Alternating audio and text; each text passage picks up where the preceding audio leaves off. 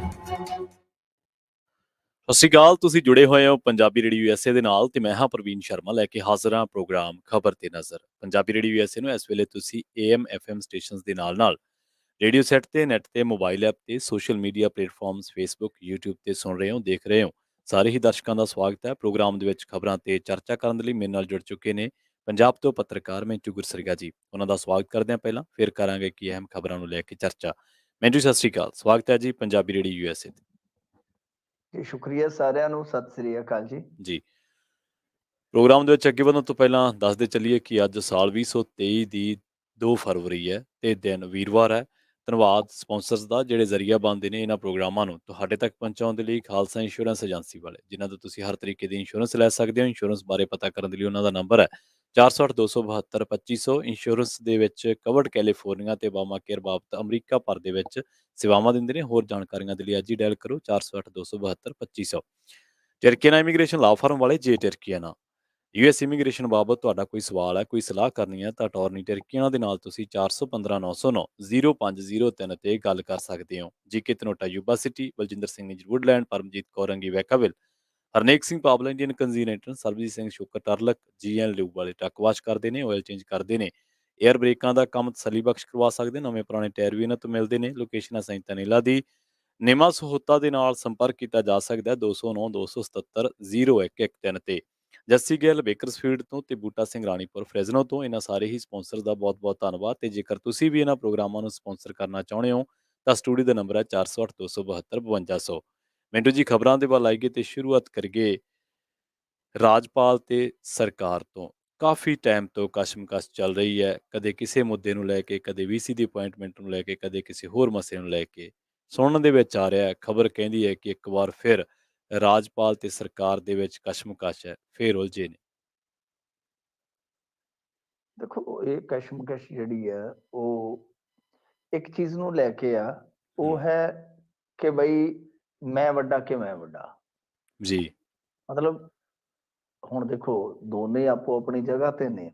ਇੱਕ head of the state, ਇੱਕ head of the government.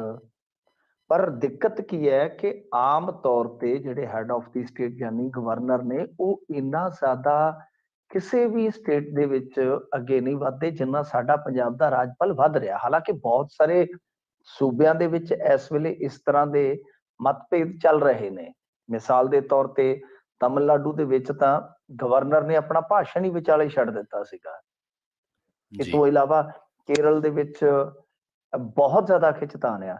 ਪਰ ਉਰੇ ਕੀ ਹੈ ਕਿ ਪੰਜਾਬ ਦੇ ਵਿੱਚ ਜਿਹੜੇ ਗਵਰਨਰ ਸਾਹਿਬ ਹੈਗੇ ਆ, ਉਹ ਮਤਲਬ ਕਿ ਇਸ ਕਦਰ ਚਲੇ ਗਏ ਨੇ ਅੱਗੇ ਕਿ ਉਹ ਵਿਜ਼ਿਟ ਕਰ ਰਹੇ ਨੇ ਸਰਹੱਦੀ ਜ਼ਿਲ੍ਹਿਆਂ ਦਾ, ਸਰਪੰਚਾਂ ਨਾਲ ਮਿਲਣੀ ਕਰ ਰਹੇ ਨੇ। ਇਸ ਤੋਂ ਇਲਾਵਾ ਨਾਲ ਮੁੱਦੇ ਚੁੱਕ ਰਹੇ ਨੇ, ਉਹ ਮੁੱਦੇ ਚੁੱਕ ਰਹੇ ਨੇ ਜੋ ਇਸ ਵੇਲੇ ਭਾਜਪਾ ਦੇ ਏਜੰਡੇ ਤੇ ਔਨ ਰਿਕਾਰਡ ਨੇ। ਔਰ ਦੂਜੀ ਗੱਲ ਇਹ ਆ ਕਿ ਉਹਨਾਂ ਨੂੰ ਇਸ ਵੇਲੇ ਉਹ ਪੂਰੀ ਤਰ੍ਹਾਂ ਅਨੁਕੂਲ ਨੇ, ਉਹਨਾਂ ਦੇ ਅਨੁਸਾਰ ਨੇ। ਸੋ ਦਿੱਕਤ ਇੱਥੇ ਇਹ ਆ। ਤਾਂ ਹੀ ਅੱਜ ਆਮ ਆਦਮੀ ਪਾਰਟੀ ਦੇ ਇੱਕ ਮਿਨਿਸਟਰ ਨੇ ਆਖਿਆ ਕਿ ਇਹ ਤੇ ਗਵਰਨਮੈਂਟ ਦੇ ਬਰੋਬਰ ਗਵਰਨਮੈਂਟ ਚੱਲਣ ਵਾਲੀ ਗੱਲ ਹੈ। ਹੁਣ ਦੇਖੋ, ਗੱਲ ਇਹ ਆ ਕਿ ਸਾਡੇ ਲੋਕ ਆਪੋ ਵਿੱਚ ਪੜ ਜਾਂਦੇ ਆ। ਹੁਣ ਉਹਨਾਂ ਨੂੰ ਲੱਗਦਾ ਕਿ ਪੰਜਾਬ ਸਰਕਾਰ ਤੇ ਗਵਰਨਰ ਆਪੋ ਵਿੱਚ ਉਲਝ ਜਾਣਾ, ਅਸੀਂ ਕੀ ਲੈਣਾ, ਸਾਡੇ ਵਾਸਤੇ ਦੋਵੇਂ ਬਗਾਨੇ ਨੇ, ਜ਼ਿਆਦਾ ਇਹ ਸੋਚਦੇ ਆ ਲੋਕ।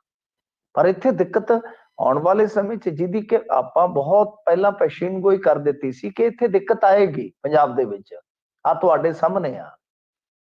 ਅਸੀਂ ਜਦੋਂ ਇਹ ਪੁਰੋਹਿਤ ਸਾਹਿਬ ਬਦਲ ਕੇ ਆਏ ਸੀ, ਉਦੋਂ ਤੋਂ ਕਹਿ ਰਹੇ ਸੀਗੇ ਕਿ ਇਹ ਦਿੱਕਤ ਆਏਗੀ। ਹੁਣ ਦਿੱਕਤ ਕਿੱਦਾਂ ਆ ਰਹੀ ਹੈ? ਉਹਨਾਂ ਦਾ ਅਧਿਕਾਰ ਖੇਤਰ ਤੇ ਬਹੁਤ ਵਸੀਹ ਆ, ਉਹਦੇ ਵਿੱਚ ਬਹੁਤ ਸਾਰੀਆਂ ਚੀਜ਼ਾਂ ਆਉਂਦੀਆਂ ਨੇ।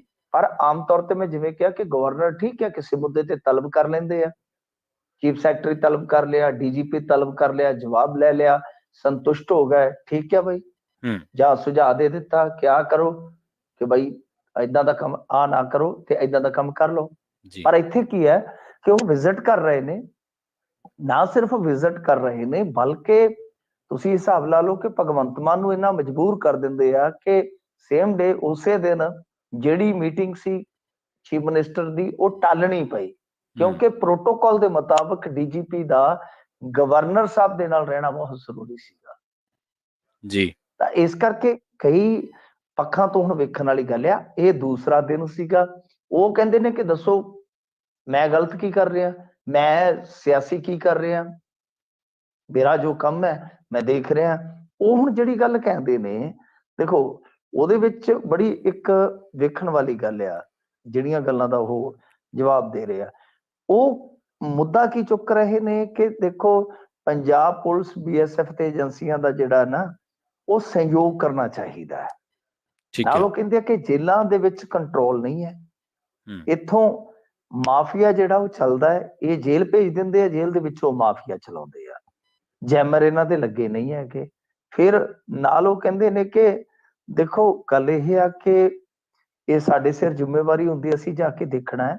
ਅਸੀਂ ਕਿਉਂਕਿ ਪੰਜਾਬ ਨੂੰ ਆ ਹੁਣ ਨੋਟ ਕਰਨ ਵਾਲੀ ਪੰਕਤੀ ਹੈ, ਜਿਹੜੀ ਮਤਲਬ ਕਿ ਮੁੱਖ ਮੰਤਰੀ ਸਾਹਿਬ ਵੀ ਬੋਲਿਆ ਕਰਦੇ ਸਨ ਅਕਸਰ। ਹਾਂਜੀ। ਉਹ ਕਹਿੰਦੇ ਕਿ ਮੈਂ ਪੰਜਾਬ ਨੂੰ ਪਹਿਲਾਂ ਵਾਲਾ ਪੰਜਾਬ ਬਣਾਉਣਾ ਚਾਹੁੰਦਾ ਹਾਂ, ਕਿਉਂਕਿ ਗੁਰੂਆਂ ਪੀਰਾਂ ਦੀ ਪਵਿੱਤਰ ਧਰਤੀ ਹੈ, ਇਸੇ ਲਈ ਤੇ ਮੈਂ ਸਰਹੱਦੀ ਜ਼ਿਲ੍ਹਿਆਂ ਦੇ ਦੌਰੇ ਕਰ ਰਿਹਾ।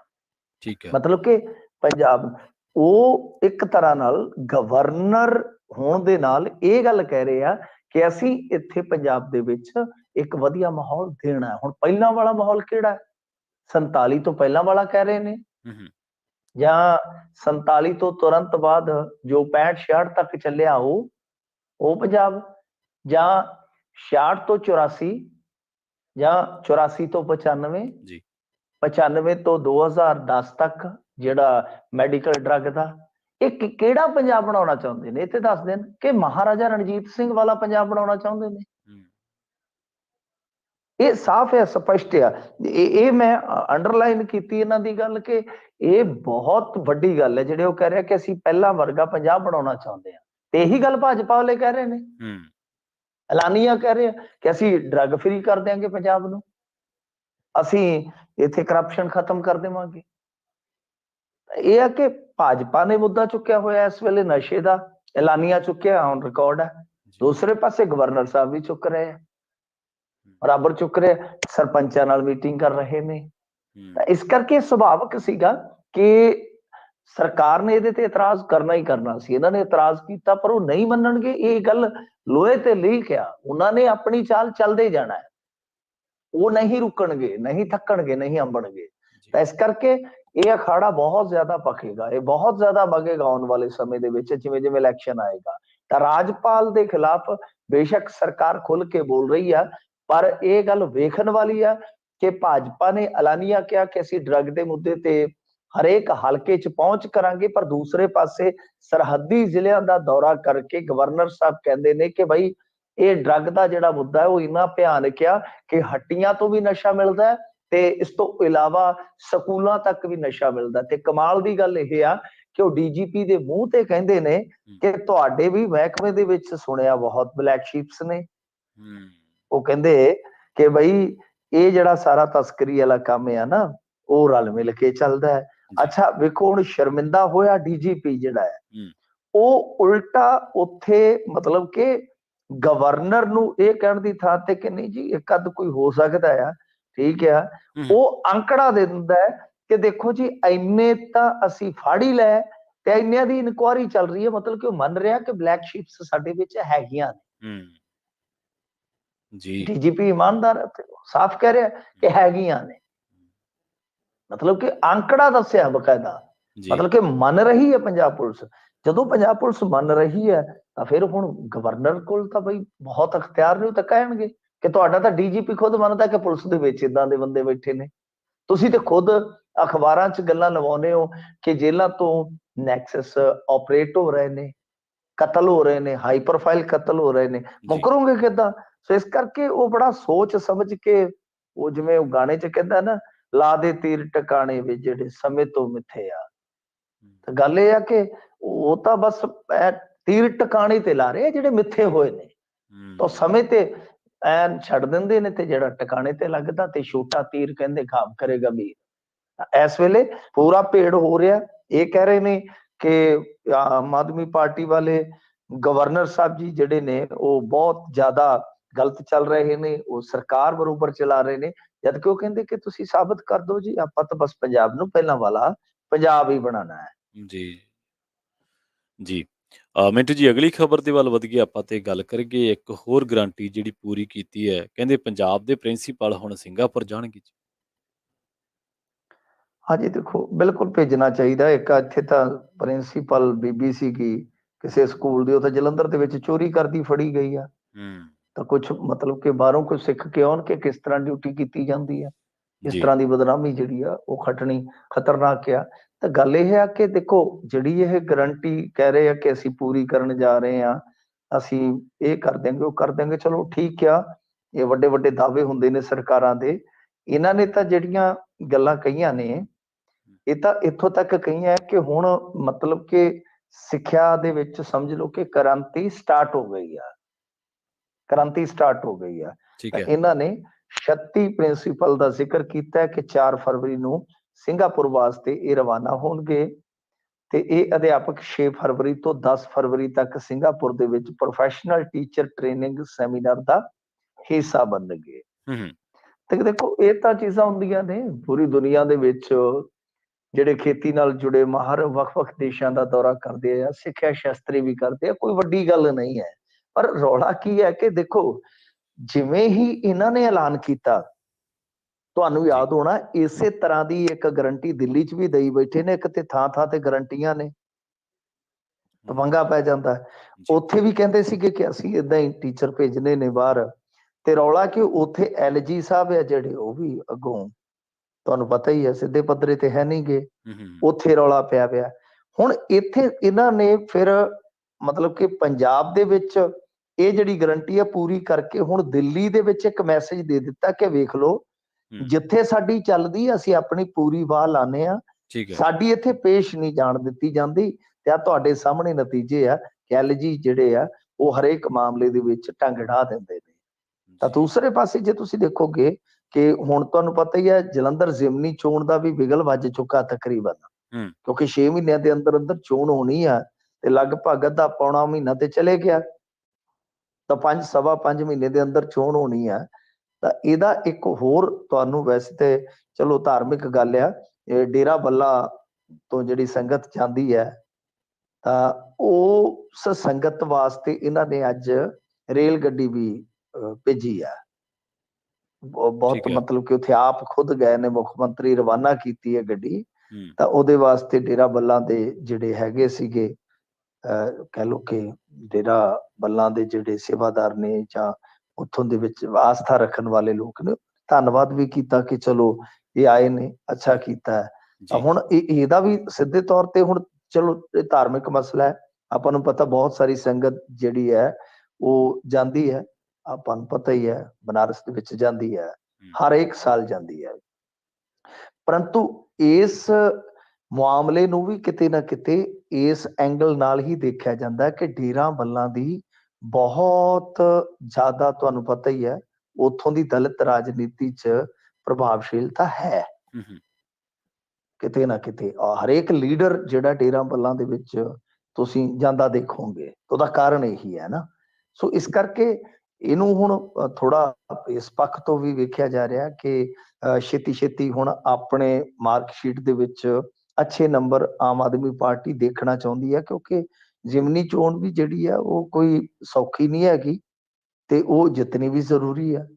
ਤਾਂ ਇਸ ਕਰਕੇ ਇਸ ਫੈਸਲੇ ਨੂੰ ਕੁਛ ਲੋਕ ਸਲਾਹ ਵੀ ਰਹੇ ਆ ਵੀ ਅੱਛੀ ਗੱਲ ਹੈ। ਮੈਂ ਵੀ ਕਹਿ ਰਿਹਾ ਕਿ ਹਾਂ ਠੀਕ ਹੈ, ਇਹ ਤਾਂ ਦੁਨੀਆ ਦੇ ਵਿੱਚ ਚੱਲਦਾ ਆ। ਪਰ ਕੁਛ ਲੋਕ ਜਿਹੜੇ ਆ ਉਹ ਇਸ ਐਂਗਲ ਨਾਲ ਵੀ ਦੇਖਦੇ ਆ, ਇਸ ਪੱਖ ਤੋਂ ਵੀ ਦੇਖਦੇ ਆ ਕਿ ਅਸਲ ਦੇ ਵਿੱਚ ਇੱਕ ਤਾਂ ਦਿੱਲੀ ਵਾਲਾ ਮਾਮਲਾ ਹੈ, ਤਾਂ ਦੂਸਰਾ ਹੈ ਕਿ ਹੁਣ ਜਲੰਧਰ ਜ਼ਿਮਨੀ ਚੋਣ ਆ ਤਾਂ ਉਹਦੇ ਵਾਸਤੇ ਵੀ ਗਰਾਊਂਡ ਤਿਆਰ ਕਰਨਾ ਹੀ ਪਵੇਗਾ।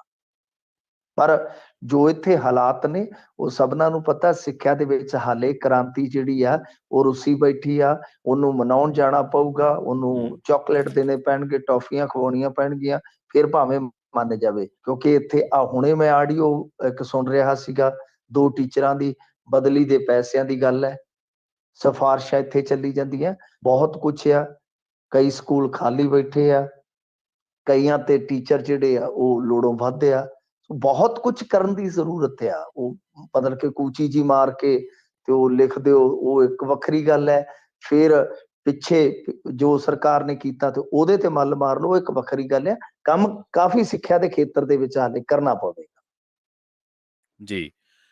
ਮਿੰਟ ਜੀ ਅਗਲੀ ਖਬਰ ਦੇ ਵੱਲ ਵਧੀਏ ਤੇ ਗੱਲ ਕਰੀਏ ਕੈਪਟਨ ਅਮਰਿੰਦਰ ਸਿੰਘ ਦੀ। ਕਹਿ ਰਹੇ ਨੇ ਮੈਂ ਪ੍ਰਧਾਨ ਮੰਤਰੀ ਦੇ ਅਧਿਕਾਰ ਖੇਤਰ ਦੇ ਵਿੱਚ ਹਾਂ, ਰਾਬਤੇ ਦੇ ਵਿੱਚ ਨੇ ਜਾਂ ਕੋਈ ਇੱਕ ਪਿੱਛੇ ਜੇ ਮਹਾਰਾਸ਼ਟਰ ਬਾਰੇ ਚਰਚਾ ਸੁਣੀ ਸੀ ਵੀ ਉੱਥੋਂ ਦੇ ਗਵਰਨਰ ਵੀ ਬਣ ਸਕਦੇ। हेलो। ਹਾਂਜੀ, ਹਾਂਜੀ ਮਿੰਟੂ ਜੀ। ਜੀ। जी, जी। हाँ जी, हाँ जी। ਮੈਂ हाँ जी, रिपीट करना जी, आवाज़ कटी गई सी। ਜੀ, ਮਿੰਟੂ ਜੀ ਅਗਲੀ ਖਬਰ ਦੇ ਵੱਲ ਵਧੀਏ ਤੇ ਗੱਲ ਕਰੀਏ ਕੈਪਟਨ ਅਮਰਿੰਦਰ ਸਿੰਘ ਦੀ। ਕਹਿ ਰਹੇ ਨੇ ਦਾਅਵਾ ਕਰ ਰਹੇ ਨੇ ਕਿ ਮੈਂ ਪ੍ਰਧਾਨ ਮੰਤਰੀ ਦੇ ਅਧਿਕਾਰ ਖੇਤਰ ਦੇ ਵਿੱਚ ਹਾਂ ਤੇ ਪਿਛਲੇ ਦਿਨੀ ਚਰਚਾ ਇਹ ਵੀ ਚੱਲੀ ਸੀਗੀ ਕਿ ਮਹਾਰਾਸ਼ਟਰ ਦੇ ਗਵਰਨਰ ਵੀ ਬਣ हाँ ਸਕਦੇ। जी। ਹਾਂਜੀ, ਹਾਂਜੀ, ਚਰਚਾ ਬਹੁਤ ਚੱਲੀ ਸੀ ਤੇ ਅੱਜ ਇਹਨਾਂ ਨੇ ਉਸ ਚਰਚਾ ਦਾ ਜਵਾਬ ਦਿੱਤਾ ਹੈ ਤੇ ਇਹਨਾਂ ਨੇ ਸਿੱਧਾ ਕਹਿ ਦਿੱਤਾ ਕਿ ਮੈਂ ਤੇ ਹੁਣ ਦੇਖੋ ਪ੍ਰਧਾਨ ਮੰਤਰੀ ਦੇ ਖਾਤੇ 'ਚ ਹਾਂ। ਅਧਿਕਾਰ 'ਚ ਕੀ ਕਹਿਣਾ ਹੈ? ਸਿੱਧਾ ਕਹੋ ਪੰਜਾਬੀ 'ਚ ਕਿ ਪ੍ਰਧਾਨ ਮੰਤਰੀ ਦੇ ਖਾਤੇ 'ਚ ਹਾਂ। ਬਈ ਉਹ ਜਿੱਥੇ ਕਹਿਣਗੇ, ਉਹ ਜਿਵੇਂ ਗਾਣਾ ਨਾ, ਤੁਸੀਂ ਜਿੱਦਾਂ ਕਹਿਣਾ ਅਸੀਂ ਕਰ ਲੈਣਾ। ਜੀ। ਬਈ ਤੁਸੀਂ ਜਿੱਦਾਂ ਕਹੋਗੇ ਆਪਾਂ ਕਰ ਲੈਣਾ ਹੈ। ਇਹਨਾਂ ਨੇ ਜਵਾਬ ਦਿੱਤਾ ਹੈ। ਹੂੰ, ਇਹ ਕਹਿ ਰਹੇ ਨੇ ਕਿ ਬਈ ਮੈਂ ਉਹਨਾਂ ਦੇ ਖਾਤੇ 'ਚ ਹਾਂ, ਮੈਂ ਉਹਨਾਂ ਦੇ ਅਧਿਕਾਰ 'ਚ ਹਾਂ। ਉਹ ਜੋ ਵੀ ਕਹਿਣਗੇ ਕਿ ਕਰਨਾ ਹੈ, ਮੈਂ ਕਰ ਲੂੰਗਾ। ਉਹ ਕਹਿੰਦੇ ਕਿ ਮੈਂ ਤਾਂ ਕੁਛ ਜਾਣਦਾ ਨਹੀਂ ਇਹਦੇ ਬਾਰੇ, ਨਾ ਹੀ ਮੇਰੇ ਨਾਲ ਗੱਲ ਹੋਈ ਹੈ। ਇਹ ਕਿਆਸ ਆ, ਕਿਸੇ ਨੇ ਮੈਨੂੰ ਵੀ ਇਹਦੇ ਬਾਰੇ ਦੱਸਿਆ। ਮੈਨੂੰ ਵੈਸੇ ਕੋਈ ਸੰਪਰਕ ਨਹੀਂ ਕੀਤਾ ਤੇ ਮੈਂ ਤੇ ਪਹਿਲਾਂ ਹੀ ਪੀਐਮ ਮੋਦੀ ਨੂੰ ਕਹਿ ਚੁੱਕਾ ਵਾਂ ਕਿ ਮੈਂ ਤੁਹਾਡੇ ਨਾਲ ਆ, ਤੁਸੀਂ ਜਿੱਥੇ ਰੱਖੋਗੇ ਆਪਾਂ ਉੱਥੇ ਰਹਿ ਪੈਣਾ ਹੈ। ਆ ਵੇਖੋ ਕਿੰਨੀ ਸ਼ਾਲੀਨਤਾ ਦੇ ਨਾਲ ਕੈਪਟਨ ਸਾਹਿਬ ਬੋਲ ਰਹੇ ਆ ਹੂੰ, ਹੂੰ, ਤੇ ਕਿੱਥੇ ਵੇਖਿਆ ਕਿ ਕਿਸ ਤਰ੍ਹਾਂ ਬੋਲਦੇ ਹੁੰਦੇ ਸੀ। ਬੋਲਦੇ ਵੀ ਵੈਸੇ ਤਾਂ ਲੋਕ ਕਈ ਵਾਰ ਤਰਸ ਹੀ ਜਾਂਦੇ ਹੁੰਦੇ ਸੀ ਕਿ ਕੈਪਟਨ ਬੋਲੇ ਨੂੰ ਕਾਫੀ ਦਿਨ ਹੋ ਗਏ, ਕਿਤੇ ਬੋਲ ਹੀ ਪਵੇ ਬਾਹਰ ਆ ਕੇ। ਤਾਂ ਹੂੰ, ਖੈਰ, ਹੁਣ ਗੱਲ ਇਹ ਆ ਕਿ ਦੇਖੋ ਭਾਜਪਾ ਵਾਲੇ ਮੈਨੂੰ ਨਹੀਂ ਲੱਗਦਾ ਜਿੰਨਾ ਕੋਈ ਮੇਰਾ ਸਿਆਸੀ ਇਹ ਨਾ ਸਮਝਣ, ਕਹ ਲਓ ਕਿ ਜਿਹੜਾ ਸੂਝ-ਬੂਝ ਜੋ ਵੀ ਹੈ, ਨਜ਼ਰੀਆ ਹੈ, ਕਿ ਮੈਨੂੰ ਨਹੀਂ ਲੱਗਦਾ ਕਿ ਭਾਜਪਾ ਦੇਖੇਗੀ ਕਿ ਅਮਰਿੰਦਰ ਸਿੰਘ ਦਾ ਪੰਜਾਬ 'ਚ ਕੋਈ ਰੋਲ ਹੈ। ਹੂੰ, ਹੂੰ, ਔਰ ਮੈਂ ਇਹ ਮੰਨਦਾ ਕਿ ਠੀਕ ਹੈ, ਕੁਛ ਥਾਵਾਂ ਤੇ ਪ੍ਰਭਾਵ ਹੈ ਅਮਰਿੰਦਰ ਸਿੰਘ ਦੇ ਨਾਲ, ਜਿਹੜੇ ਕੁਛ ਲੋਕ ਪੁਸ਼ਤੈਨੀ ਤੌਰ ਤੇ ਜੁੜੇ ਆ, ਉਹ ਹੈਗੇ ਵੀ ਆ। ਜੀ। ਪਰ ਜੇ ਤੁਸੀਂ ਕਹੋ ਕਿ ਇੱਕ ਕੋਈ ਨਤੀਜਾ ਬਣਾਊ ਜਾਂ ਨਤੀਜਾ ਪਲਟਾਊ ਕੋਈ ਉਹਨਾਂ ਦਾ ਰੋਲ ਇੱਥੇ ਪੰਜਾਬ ਦੀ ਐਕਟਿਵ ਪੋਲਿਟਿਕਸ ਦੇ ਵਿੱਚ ਹੈਗਾ ਤੇ ਉਹ ਗਲਤ ਆ। ਹੂੰ, ਹੂੰ, ਇਹਨਾਂ ਦਾ ਦੌਰ ਓਵਰ ਹੋ ਚੁੱਕਾ ਹੈ ਹੂੰ, ਔਰ ਇਹਨਾਂ ਨੇ ਇਸੇ ਕਰਕੇ ਆਪਣੀ ਲੈਗਸੀ ਅਗਾਂਹ ਆਪਣੀ ਧੀ ਨੂੰ ਸੌਂਪ ਦਿੱਤੀ ਆ। ਉਹ ਜੀ। ਜੋ ਜਿਵੇਂ ਉਹ ਆਪਾਂ ਦੇਖਦੇ ਹੁੰਦੇ ਨਾ, ਬੈਟਨ ਜਿੱਦਾਂ ਪਾਸ ਕਰ ਦਿੱਤੀ ਜਾਂਦੀ ਆ, ਹੂੰ, ਪਾਸ ਹੋ ਚੁੱਕੀ ਆ। ਹੂੰ, ਹੁਣ ਜਿਹੜਾ ਇਹਨਾਂ ਦਾ ਬਚਿਆ ਜ਼ਿੰਦਗੀ ਦਾ ਜਾਂ ਸਿਆਸੀ ਕੈਰੀਅਰ ਦਾ ਜੋ ਵੀ ਹੈ, ਵੈਸੇ ਤੇ ਮੈਂ ਦੁਆ ਕਰਦਾ ਕਿ ਸਾਰੇ ਸਿਹਤਮੰਦ ਰਹਿਣ, ਜੀ। ਕਿ ਜੋ ਹਿੱਸਾ ਬਚਿਆ ਹੈ ਉਹ ਭਾਜਪਾ ਦੇ ਵਿੱਚ ਮੈਨੂੰ ਇਉਂ ਲੱਗਦਾ ਕਿ ਜ਼ਿਆਦਾਤਰ ਇਹਨਾਂ ਦਾ ਦਿੱਲੀ ਵਾਲੀ ਰਾਜਨੀਤੀ 'ਚ ਹੀ ਰਹੇਗਾ। ਚਾਹੇ ਇਹਨਾਂ ਦੇ ਗੇੜੇ ਵੱਜਦੇ ਰਹਿਣ ਜੀ। ਤੇ ਚਾਹੇ ਇਹਨਾਂ ਨੂੰ ਇੱਕ ਥਾਂ ਤੇ ਉਹ ਟਿਕਾ ਕੇ ਬਿਠਾ ਦੇਣ। ਪਦਵੀ ਪੋਸਟ ਕੋਈ ਵੀ ਹੋ ਸਕਦੀ ਆ, ਉਹਨਾਂ ਦੇ ਕੋਲ ਕੋਈ ਥੁੜ ਨਹੀਂ ਹੈਗੀ। ਹੂੰ, ਹੂੰ, ਕੋਈ ਥੋੜ ਨਹੀਂ ਹੈਗੀ ਕਿਉਂਕਿ ਇੱਥੇ ਪੰਜਾਬ ਦੇ ਵਿੱਚ ਤਾਂ ਅਮਰਿੰਦਰ ਸਿੰਘ ਨੂੰ ਅੱਗੇ ਲਾਉਣ ਦਾ ਮਤਲਬ ਹੈ ਕਿ ਪਿੱਛੇ ਜਾਣਾ। ਹੂੰ, ਹੂੰ, ਹੂੰ, ਜੀ। ਸੋ ਇਸ ਕਰਕੇ ਕਿਉਂਕਿ ਗੁੱਸਾ ਨਿਕਲਿਆ ਨਹੀਂ ਹੈ ਨਾ ਲੋਕਾਂ ਦੇ ਮਨਾਂ ਚੋਂ ਹਾਲੇ, ਤਾਂ ਇਸ ਕਰਕੇ ਭਾਜਪਾ ਚਾਹੇਗੀ ਕਿ ਇੱਥੇ ਨੁਕਸਾਨ ਕਰਾਉਣ ਨਾਲੋਂ ਕੌਮੀ ਪੋਲਿਟਿਕਸ 'ਚ ਇਹਨੂੰ ਅੱਗੇ ਲਾ ਕੇ ਫੌਜੀ ਆਦਮੀ, ਪੜ੍ਹਿਆ ਲਿਖਿਆ ਆਦਮੀ, ਸਿੱਖ ਚਿਹਰਾ ਹੈ, ਇਹਨੂੰ ਉੱਥੇ ਵਰਤ ਕੇ ਫਾਇਦਾ ਖੱਟੀਏ ਕਿ ਵੇਖੋ ਜੀ ਕਾਂਗਰਸ ਨੇ ਵਿਚਾਰੇ ਨਾਲ ਕੀ ਦੁਰਗਤ ਕੀਤੀ ਆ, ਕਿੱਡਾ ਭੋਲਾ ਆਦਮੀ ਆ, ਦੇਸ਼ ਦਾ ਸਿਪਾਹੀ ਸੀਗਾ, ਨੰਨਾ ਮੁੰਨਾ ਰਾਹੀ ਹੂੰ ਦੇਸ਼ ਦਾ ਸਿਪਾਹੀ ਹੂੰ। ਬਈ ਦੇਖੋ ਕੀ ਕੀਤਾ ਹੈ ਕਾਂਗਰਸੀਆਂ ਨੇ, ਤਾਂ ਉਹ ਉੱਥੇ ਫਾਇਦੇਮੰਦ ਜ਼ਿਆਦਾ ਚੀਜ਼ ਹੈ ਬਜਾਏ ਇਸਦੇ ਕਿ ਪੰਜਾਬ ਦੇ ਵਿੱਚ ਅਮਰਿੰਦਰ ਸਿੰਘ ਨੂੰ ਅੱਗੇ ਲਾਉਣਗੇ। ਸੋ ਕਿਤੇ ਵੀ ਲੱਗ ਸਕਦੇ ਆ, ਕੋਈ ਵੱਡੀ ਗੱਲ ਨਹੀਂ। ਗਵਰਨਰ ਤਾਂ ਮੈਂ ਤੁਹਾਨੂੰ ਦੱਸਿਆ ਹੀ ਹੈ ਕਿ ਵੇਖ ਲਓ ਪ੍ਰੋਹਿਤ ਹੋਰੀ ਜਾਂ ਜਿਹੜੇ ਅੱਗੇ ਵੀ ਪੰਜਾਬ ਦੇ ਗਵਰਨਰ ਰਹਿ ਕੇ ਗਏ ਨੇ, ਉਹ ਰਾਜਸਥਾਨ ਦੇ ਵਿੱਚੋਂ ਸੀਗੇ, ਇਹ ਸਾਰੇ ਲੀਡਰ ਹੀ ਸੀਗੇ। ਤਾਂ ਮਤਲਬ ਕਿ ਲਾ ਦਿੱਤੇ ਜਾਂਦੇ, ਉਹ ਪੁਆਇੰਟ ਹੀ ਕਰਨੇ ਆ। ਤਾਂ ਜੀ। ਖੈਰ ਕਿਤੇ ਵੀ ਹੈ, ਪਰ ਮੈਨੂੰ ਲੱਗਦਾ ਕਿ ਕੌਮੀ ਪੋਲਿਟਿਕਸ 'ਚ ਹੀ ਜ਼ਿਆਦਾ ਇਹ ਫਿੱਟ ਬਹਿਣਗੇ ਭਾਜਪਾ ਦੇ। ਜੇ ਆਪਾਂ ਮੌਜੂਦਾ ਇਸ ਵੇਲੇ ਜੋ ਵੀ ਉਹਨਾਂ ਦੇ ਕਦਮ ਦੇਖ ਰਹੇ ਹਾਂ, ਜੋ ਚੁੱਕ ਰਹੇ ਆ 2024 ਦੇ ਮੱਦੇਨਜ਼ਰ। ਜੀ। ਅਗਲੀ ਖਬਰ ਦੇ ਵੱਲ ਵਧੀਏ ਮਿੰਟੂ ਜੀ ਤੇ ਗੱਲ ਕਰੀਏ ਜਿਹੜੀਆਂ ਹੁਣ ਮੁਲਾਕਾਤਾਂ ਹੋ ਰਹੀਆਂ ਨੇ ਸਿਆਸੀ ਆਗੂਆਂ ਦੇ ਦਰਮਿਆਨ 2024 ਦੇ ਲੋਕ ਸਭਾ ਚੋਣਾਂ ਨੂੰ ਲੈ ਕੇ। ਸੁਖਬੀਰ ਬਾਦਲ ਤੇ ਬਸਪਾ ਸੁਪਰੀਮੋ ਮਾਇਆਵਤੀ ਨੇ ਵੀ ਮੁਲਾਕਾਤ ਕੀਤੀ ਹੈ। ਦੇਖੋ ਪਿੱਛੇ ਜੇ ਮਾਇਆਵਤੀ ਜੀ ਦਾ ਬਿਆਨ ਆਇਆ ਸੀਗਾ ਕਿ ਅਸੀਂ ਕਿਸੇ ਦੇ ਨਾਲ ਅਲਾਈਅੰਸ ਨਹੀਂ ਕਰਨਾ, ਜੀ। ਅਸੀਂ ਇਕੱਲਿਆਂ ਨੇ ਚੋਣ ਲੜਨੀ ਆ। ਹੂੰ, ਉਸ ਤੋਂ ਬਾਅਦ ਕੀ ਹੋਇਆ ਸੀਗਾ ਕਿ ਅੰਦਰੋਂ ਪਤਾ ਲੱਗਿਆ ਕਿ ਅਕਾਲੀ ਦਲ ਵਾਲੇ ਇਸ ਗੱਲ ਨੂੰ ਲੈ ਕੇ ਕਾਫੀ ਚਿੰਤਤ ਨਜ਼ਰ ਆਏ ਕਿ ਇਹ ਕੀ ਹੋ ਗਿਆ। ਸਾਡੇ ਤਾਂ ਇੱਥੇ ਪੰਜਾਬ ਦੇ ਵਿੱਚ ਇਹ ਅਲਾਈਅੰਸ ਪਾਰਟਨਰ ਨੇ। ਫਿਰ ਅੰਦਰੋਂ ਖਾਤੇ ਫੋਨ ਵੀ ਹੋਏ, ਇੱਕ ਦੂਜੇ ਨੂੰ ਪੁੱਛਿਆ ਗਿਆ, ਦੱਸਿਆ ਗਿਆ ਕਿ ਯਾਰ ਏਦਾਂ ਨਹੀਂ।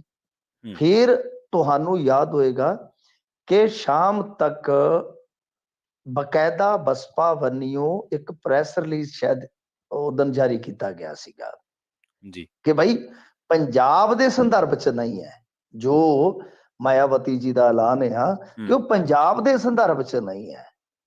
ਤਾਂ ਕਲੀਅਰ ਹੋਇਆ ਸੀਗਾ, ਮਤਲਬ ਕਿ ਉਹ ਕਰਨਾ ਇਸੇ ਕਰਕੇ ਪਿਆ ਸੀਗਾ ਕਿ ਪੰਜਾਬ ਦੀ ਪੋਲਿਟਿਕਸ ਦੇ ਵਿੱਚ ਜੋ ਨੁਕਸਾਨ ਅਕਾਲੀਆਂ ਨੂੰ ਹੋਏਗਾ ਤਾਂ ਉਹ ਨਾ ਹੋਵੇ, ਸ਼ਾਇਦ ਇਹੀ ਸੋਚ ਕੇ।